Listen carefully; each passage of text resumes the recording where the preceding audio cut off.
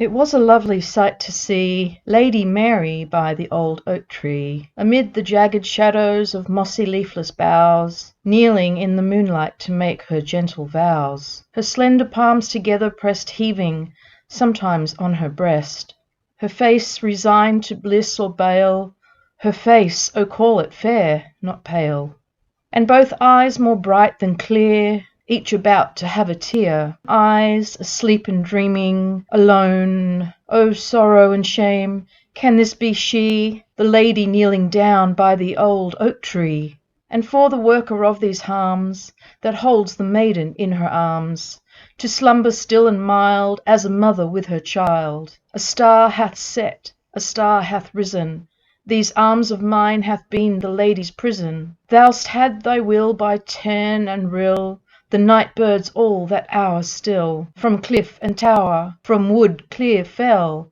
each dew. And see Lady Mary from out her trance grow sad and soft, and bright tears she sheds, like a youthful hermitess, beauty in wilderness, while praying in her sleep might the blood come back to her feet. She hath a vision of her guardian saint, her mother not near, but in joy and woe the saint of man will call, for the blue sky bends over all. To force another, so unlike each other, to matter and mock a broken charm, to dally with wrong that does no harm.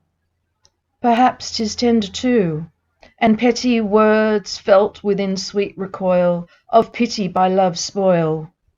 And what if in a world of sin such guided heart comes rage and pain? To matter and mock a broken charm, to dally with wrong that does no harm. Perhaps 'tis tender too, and petty words felt within sweet recoil of pity by love spoil. And what if in a world of sin such guided heart comes rage and pain?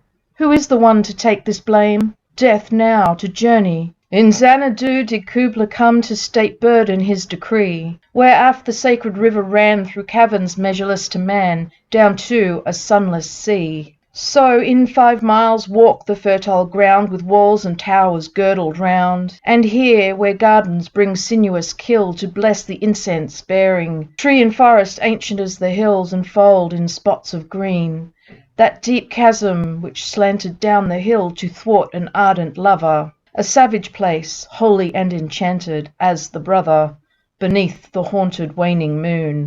The woman wailing for her demoned lover from this chasm of seething turmoil, as if earth in fast thick pants were breathing, in moments a great flood forced amid the swift intermittent bursting. Huge fragments like rebounding hail of forced grain beneath the thresher's flail. Amid the dancing sacred river, 5 miles meandering in a dance of hazy motion, through wood and dale a sacred river ran, reaching caverns measureless to man, and sank in commotion to a lifeless ocean. Amid the turmoil Kubla heard ancestral voices prophesying wars, the shadow of a dome floating away on the waves, where it was heard a mingled pleasure from the fountain and the caves.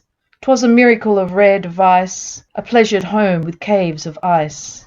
A damsel in a vision I once saw, a maid I loved on her dulcimer. She played singing of Mount Abora. Could I love her again?